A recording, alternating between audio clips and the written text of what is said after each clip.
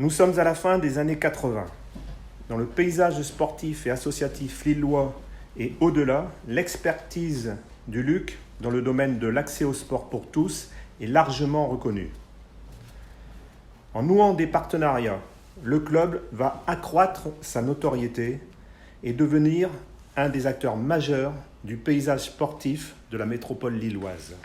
Aux côtés de l'ASPTT Lille, de l'Office municipal des sports de la ville de Lille, du LOSC, le LUC est sollicité pour intégrer le comité d'organisation du marathon de Lille. Le LUC, au cours de nombreuses éditions, devint un acteur incontournable de la réussite de cette très belle épreuve qui évolua pour devenir un semi-marathon qui chaque année marque l'ouverture officielle de la non moins célèbre braderie de Lille. Alors que le superbe stade couvert régional de Liévin fut inauguré en janvier 1986, le LUC est, quelques années plus tard, sollicité pour apporter ses compétences dans l'organisation du tournoi international de football en salle. Plusieurs éditions de cette compétition seront organisées durant la trêve hivernale. De nombreuses formations professionnelles, outre les équipes régionales du RC Lens et du LOSC, des équipes venues du Brésil, de Belgique, du Danemark, fouleront la moquette de l'Arena de Liévin.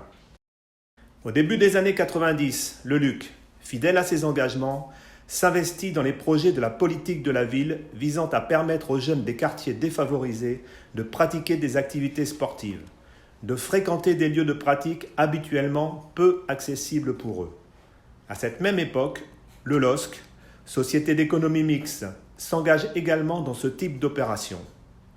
Des échanges entre les deux clubs vont aboutir à la signature d'un partenariat qui marquera les esprits et surtout à une coopération qui, durant les années suivantes, va permettre la mise en place d'animations sportives et ludiques au bénéfice des jeunes des quartiers lillois et de la métropole.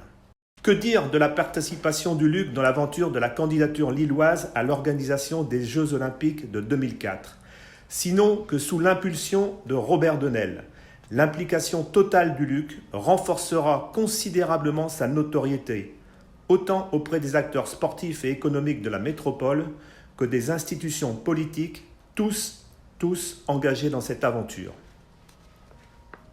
Une jeune gymnaste luciste, Emmeline Brouard, devint la mascotte de la candidature. Elle symbolise la formidable mobilisation des forces vives du club. Le 7 mars 1997, le Comité olympique français désigne Lille, qui figurera parmi les 50 villes candidates.